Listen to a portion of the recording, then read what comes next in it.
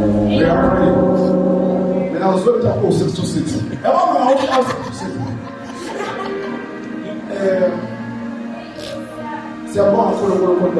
I'm here to pray. But I'm excited and I say this because Mama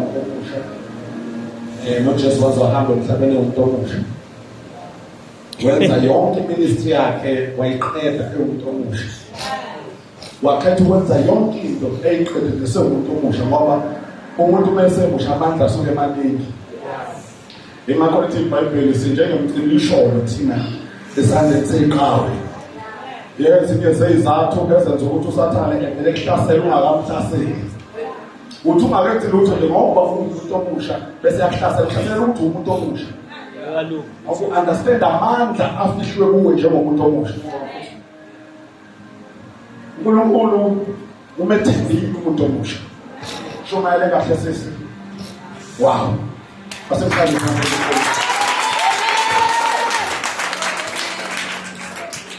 yikho kuthe kuyangifitha ukuthi ngisukume ngihlabelele ngide. Because bazalwane celebrating umsebenzi omuhle uNkulunkulu awenza kule ndawo. I wish abantu abasha nabo bebezoba kwispirit esifanayo. Uba excited because le environment yethu. Makhuluma ngendawo usisi uthinta indawo yokuthi fanele ube sendaweni yamandla. Sisendaweni yamandla uyashiya celebrate God. And today nazinto ulomthandazo sowenza bazalwane wokuvala emthandazweni wethu wokuvala kunento esizoyikhuluma kunamazwi engizowakhuluma phezulu kwabantu abasha ngoba ngazi uNkulunkulu engisiza yomuntu omusha and we target njengamanje oJoseph abajahwa beabantu abasha uNkulunkulu uqala ukusebenzisa ukubana kusomdala siphuma esikhathini somuntu omusha. Yengakho noSathane eqala ukuhlasela manje. Wenzela ukuthi kungabekho lutho okwenzayo nokurealizayo ukuthi unamandla okwenza manje ngoba namandla akho nawo uzufe nawo. Kubuhlungu ufuna amandla ufuna enzanga lutho. Into uSathane ayifunayo yileyo ukuthi ufuna ukuthi ungenzi lutho. Yingakho ekhaya kini nihlaselo kangaka. Yingakho indlala ishaka ngoba uyazi ukuthi kune seed ekuwe. And ufuna ukwenza isiqiniseko sokuthi wena awukholelwa kuwe. Toqala kumele uyazi. Kumele wena uthi uhamba umuntu omusha kodwa ungakholelwa kuwe. Ilethe uSathane ayifuna. Ufuna nje ungakholelwa kuwe. Ube njengabantu abasha. iBhayibheli melifundo ndodakazi. Lithi iBhayibheli lithi bonke abantu bagijima. Let of gijima yawo wonke umuntu. Kodwa abanye bayakhathala. Wonke umuntu uyagijima bese bakhona laba abangakhathali. Abalinda kuJehova. Those who wait upon the Lord. Abazindawo yabo kuKristu. Empilweni yokholwa nganyama ayikho into ebalekeze ukuthi kuphi. Abalinda kuye abangakhathali noma indlela engayinde kangakanani.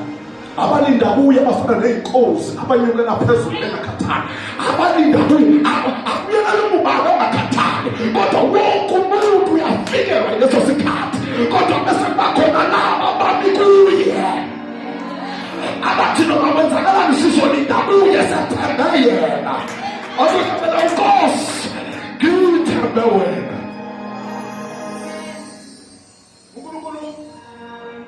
uNkulunkulu uthembe indawo abahlabela siyathandaza vele manje. Ithi iBhayibheli uNkulunkulu wathi wamenza uAdamu wamqeda. Uthe bese emqedile uNkulunkulu wenze njani? Wamthatha uAdamu wayombeka ensimini. Wayithathela yena uNkulunkulu uAdamu. Wamthuma ukuthi ahambe ukuthi besensimini. Wamthatha wambeka. Ibalekele lento yendawo uNkulunkulu ukuthi noma sekwenzile waqeda waphelela kodwa uyena omthathayo uyena ombekayo. Uyashuka thana abanye bayitshela ukuthi abazi bafike kanjani la ekhaya kodwa izulu libathathile labeka awuyibekanga wena. Kunezinto nje layikhile engahambisana nama-feelings akho ngoba akuyona into oyikhethile kodwa uyawathathwa wabekwa. Akakubeka endaweni wrong, ukubeka endaweni ayikhethileyo.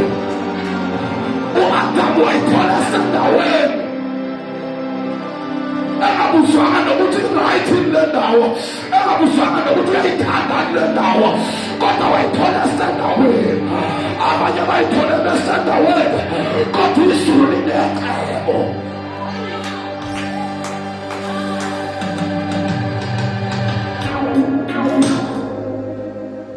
Umuntu ephele endleleni into yokuqala eyenzayo umuntu uqale esuswe endaweni yakhe. Umuntu akavele ephelelwa amandla engasukanga endaweni yakhe. Into ekwenza uphelelwa amandla ukungabikho endaweni. Ukusuka kwakho endaweni ukuqeda amandla. Uthi-ke mase into yonakalayo ngathi thina njengabantu abasha. Mase sifikile endaweni kunezinto esifuna uNkulunkulu asasinikeze zona. uNkulunkulu ufike umbeka uAdam esethi we-Adam ngifuna ugcine le nsimu futhi uyicultivate. Yabo uNkulunkulu unamandla okwenza iy'thelo zibe available ku-Adam 24/7 kodwa ukunikeza izwi lokuthi Adam angizukukunika ngizukukufunza ama-fruits kodwa ngifuna insimu ongikubeke kuyo kube wuwe oyicultivatayo uyenze ikhiphe iy'thelo oyidingayo. Bakhona nabantu abatshaliwe be-word empowerment aba-understanda into uNkulunkulu ayilindele kubo akhona zonke izinto ozoyiphiwa e-word empowerment kodwa uzonikezwa bese kunikeza indawo somandla you cultivate and keep.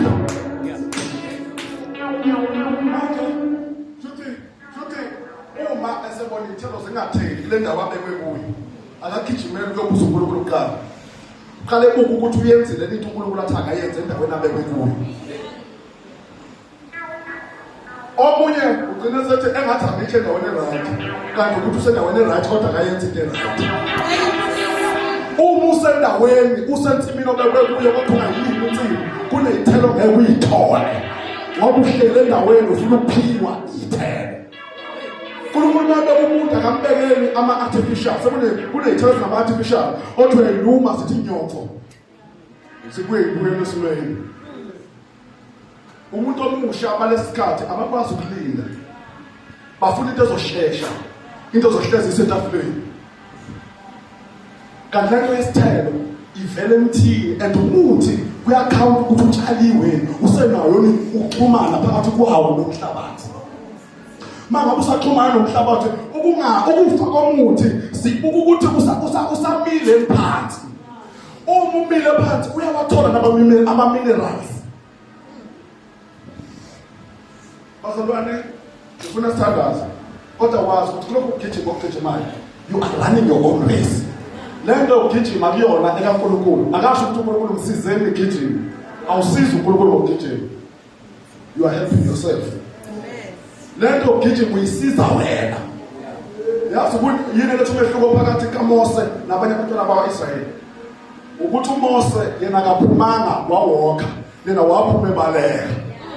Abanye baphuma bewokha kwenza ukuthi kube lula ukubuyela emuva kube lula ukusala endleleni. Umehluko phakathi kwabo ukuthi omunye wayebaleka athola mina ubaleka ngenyawo zombili. Indlela ophuma ngayo will determine ukuthi uzophuma nge-succession. Into abasha ukuthi akuphumekanga baphuma bewokha. uMose wayengafuni izwi indaba yaseGibhithe waphuma wabaleka ngoba kunomonakalo owenzekile eGibhithe wanqamula i-relationship wayinqamula kabi ngokubulala umGibhithe kuye. Kuyinkinga ukubaleka umGibhithe ephila akabaleka umuntu uma umGibhithe ephila kodwa into ekwenza ubaleke kufa kwakhe. Into edonsa umuntu idonsela emuva umGibhithe ophilayo akugijimeki ubesaphila. Kuthi nje ukuthi uyahamba ibanga kube khona okukhumbuzayo. Abethi umGibhithe uyakhumbuza ukuthi mana ungathandazi kakhulu phela. Khumbula ukuthi ngo-2013 umGibhithe umsebenzi wakhe lowo ukuthi wezokukhumbuza nje sisi ungakhonzi kahle. Ezemqombela abazona abawu-4 abazokwazi indaba yakho bedale bebuka nje. Uthi ufika ngaphambili bekunyonkoloza ekulethela abantu abazumlando wakho awuzothi uthi mawuhlabelela bekubuke bethi kanti nawe usuyahlabelela futhi nazi sizohlabelela because abasabona umuntu ongakwazi ukuma phambi kwabo naphambi kwabazalwane. Kunomgibhito usathana abagcobayo ukuthi bekwazi ungafike eKhenani.